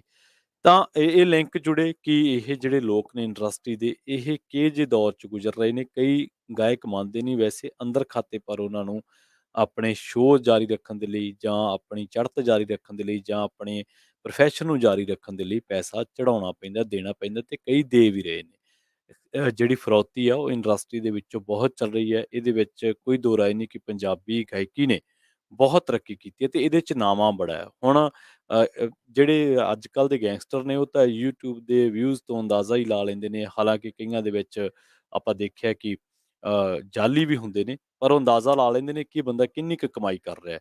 ਤੇ ਉਹਨਾਂ ਨੂੰ ਇਹ ਸਿੱਧੂ ਨਾਲ ਵੀ ਇਸੇ ਗੱਲ ਦਾ ਰੌਲਾ ਸੀ ਕਿ ਸਾਨੂੰ ਤੂੰ YouTube ਦਾ ਪਾਸਵਰਡ ਦੇ, ਜਿਹੜੀ ਤੇਰੀ ਮੋਨੇਟਾਈਜੇਸ਼ਨ ਕੀਤੀ ਹੈ ਉਹ ਸਾਨੂੰ ਅਕਾਊਂਟ ਐਕਸੈਸ ਕਰ, ਅਸੀਂ ਉਹਦੇ 'ਚੋਂ ਪੈਸੇ ਕਢਾਉਣੇ ਆ। ਪਰ ਉਹ ਨਹੀਂ ਮੰਨਿਆ। ਉਹਨੇ ਖੁਦ ਸੁਖਜਿੰਦਰ ਰੰਧਾਵਾ ਦੇ ਨਾਲ ਇਹ ਗੱਲ ਸ਼ੇਅਰ ਕੀਤੀ ਸੀ। ਉਦੋਂ ਉਹ ਉਪ ਮੁੱਖ ਮੰਤਰੀ ਸੀਗੇ, ਜਦੋਂ ਤੋਂ ਪਾਸਵਰਡ ਮੰਗਿਆ ਗਿਆ ਸੀ YouTube ਦੇ ਅਕਾਊਂਟ ਦਾ। ਤਾਂ ਖੈਰ ਹੁਣ ਪਿੱਛੇ ਜੇ ਆਪਾਂ ਦੇਖਿਆ ਸਿੱਧੂ ਮੂਸੇਵਾਲਾ ਦਾ ਹੀ SYL ਉਹ ਲਾ ਦਿੱਤਾ ਗਿਆ YouTube ਤੋਂ। ਫਿਰ ਆਪਾਂ ਦੇਖਿਆ ਕਨਵਰ ਗਰੇਵਾਲ ਦਾ ਜਿਹੜਾ ਬੰਦੀ ਸਿੰਘਾਂ ਦੀ ਰਿਹਾਈ ਮੰਗ ਰਹੇ ਆ। ਸੋ ਇਹ ਜਿੱਥੇ ਇਹਨਾਂ ਕਲਾਕਾਰਾਂ ਦੀ ਗੱਲ ਸੁਣਨੀ ਬਣਦੀ ਹੈ, ਜਿੱਥੇ ਪੰਜਾਬ ਦੇ ਹੱਕ ਦੇ ਵਿੱਚ ਖੜਨ ਵਾਲੇ ਲੋਕਾਂ ਦੀ ਬਾਂਹ ਫੜਨੀ ਬਣਦੀ ਆ, ਉੱਥੇ ਜਿਹੜੇ ਪੰਜਾਬ ਦੇ ਹਿੱਤ ਦੇ ਵਿੱਚ ਮੋਰਚੇ ਲੱਗਦੇ ਨੇ, ਉਹਨਾਂ ਦੇ ਵਿੱਚ ਜਿਹੜੇ ਵੀ ਲੋਕ ਯੋਗਦਾਨ ਪਾਉਂਦੇ ਨੇ ਜਾਂ ਕਿਸੇ ਤਰੀਕੇ ਨਾਲ ਸਰਗਰਮ ਰਹਿੰਦੇ ਨੇ, ਉਹਨਾਂ ਦੀ ਵੀ ਬਾਂਹ ਫੜਨੀ ਬਣਦੀ ਹੈ। ਇਹ ਨੌਜਵਾਨ ਗਾਇਕ ਦਾ ਇੱਕ ਗਾਣਾ ਹੈ ਕਿ ਇਹਨੇ ਲਿਖਿਆ ਹੋਇਆ, ਧੀ ਤੇ ਲਿਖਿਆ ਹੋਇਆ। ਤੁਸੀਂ ਉਹ ਗਾਣਾ ਸੁਣੋਗੇ ਤੁਹਾਡੀਆਂ ਅੱਖਾਂ ਦੇ ਵਿੱਚੋਂ ਹੰਝੂ ਆ ਜਾਣਗੇ। ਹਾਲਾਂਕਿ ਹੋਰ ਵੀ ਬਥੇਰੇ ਗਾਣੇ ਦਲਜੀਤ ਨੇ ਇਹਦੇ ਲਿਖੇ ਗਾਣੇ ਗਾਏ ਆ। ਹੋਰ ਵੀ ਕਾਫ਼ੀ ਗਾਣੇ ਨੇ ਲਿਖੇ ਨੇ, ਪਰ ਜਿਹੜਾ ਕਿਸਾਨੀ ਅੰਦੋਲਨ ਦੇ ਦਰਮਿਆਨ ਇਹਦੇ ਤੇ ਪਰਚਾ ਵੀ ਪੈ ਗਿਆ ਸੀ ਇਸ ਨੌਜਵਾਨ ਗਾਇਕ ਉੱਤੇ। ਪਰ ਪਤਾ ਨਹੀਂ ਕਿਉਂ ਇਹਨੇ ਕੱਲ੍ਹ ਲਾਈਵ ਦੇ ਵਿੱਚ ਵੀ ਇਹ ਗੱਲ ਕਹੀ ਹੈ ਕਿ ਅਸੀਂ ਸਾਰੇ ਤਮਾਸ਼ਬੀਨ ਹੋ ਚੁੱਕੇ ਹਾਂ। ਅਸੀਂ ਬੰਦੇ ਨੂੰ ਜਦੋਂ ਉਹਦੀ ਚੜ੍ਹਤ ਹੁੰਦੀ ਹੈ ਉਦੋਂ ਉਹਨੂੰ ਸੈਲੀਬ੍ਰੇਟ ਕਰਦੇ ਹਾਂ, ਤੇ ਜਦੋਂ ਵਕਤ ਪੈ ਜਾਂਦਾ ਫਿਰ ਅਸੀਂ ਕੋਈ ਨਵੀਂ ਸੈਲੀਬ੍ਰਿਟੀ ਲੱਭਦੇ ਹਾਂ। ਸੋ ਇਹ ਜਿਹੜਾ ਮਾਪਦੰਡ ਹੈ ਇਹ ਗਲਤ ਹੈ। ਉਸ ਨੌਜਵਾਨ ਗਾਇਕ ਨੂੰ ਇਸ ਵੇਲੇ ਬੇਸ਼ੱਕ ਜੇ ਤੁਸੀਂ ਪੰਜਾਬ ਦੇ ਵਿੱਚ ਹੋ ਤਾਂ ਤੁਸੀਂ ਉਹ ਜਿਹੀ ਸਪੋਰਟ ਕਰ ਸਕਦੇ ਹੋ, ਉਹਦੇ ਨਾਲ ਖੜ ਸਕਦੇ ਹੋ, ਜਿਹੜੇ ਉਹਦੇ ਗਾਣੇ ਨੇ ਉਹਨਾਂ ਨੂੰ ਸਪੋਰਟ ਕਰ ਸਕਦੇ ਹੋ। ਪਰ ਜੇਕਰ ਤੁਸੀਂ ਬਾਹਰ ਦੇਸ਼ਾਂ ਵਿਦੇਸ਼ਾਂ ਦੇ ਵਿੱਚ ਵੀ ਬੈਠੇ ਆ ਤਾਂ ਵਾਇਆ ਇੰਸਟਾਗ੍ਰਾਮ ਜਾਂ ਸੋਸ਼ਲ ਮੀਡੀਆ ਦੇ ਹੋਰ ਪਲੇਟਫਾਰਮ ਜ਼ਰੀਏ ਤੁਸੀਂ ਆਪਣੀ ਹਮਾਇਤ ਦੇ ਸਕਦੇ ਹੋ। ਸੋ ਇਹਦੇ 'ਚੋਂ ਬੰਦੇ ਦਾ ਮੋਰਾਲ ਡਿੱਗਦਾ ਨਹੀਂ ਆ, ਉਹ ਉੱਠਦਾ ਫਿਰ ਜਦੋਂ ਇਸ ਤਰ੍ਹਾਂ ਨਾਲ ਪ੍ਰਤਾੜਿਤ ਕੀਤਾ ਗਿਆ, ਇਸ ਤਰ੍ਹਾਂ ਨਾਲ ਲਤਾੜਿਆ ਬੰਦਾ ਮਾਨਸਿਕ ਤੌਰ ਤੇ ਡਿੱਗਦਾ ਹੈ। ਫਿਰ ਉਹਨੂੰ ਪੈਸੇ ਦੀ ਲੋੜ ਨਹੀਂ ਹੁੰਦੀ, ਉਹਨੂੰ ਸਮਰਥਨ ਦੀ ਲੋੜ ਹੁੰਦੀ ਹੈ, ਉਹਨੂੰ ਹਮਾਇਤ ਦੀ ਲੋੜ ਹੁੰਦੀ ਹੈ। ਹਾਂ, ਇਹ ਆਪਣੀ ਨਿੱਜੀ ਜ਼ਿੰਦਗੀ 'ਚ ਕੀ ਕਰਦਾ ਹੈ, ਕੀ ਹੈ, ਉਹਦੇ ਅਸੀਂ ਜ਼ਿੰਮੇਵਾਰ ਨਹੀਂ ਹਾਂ।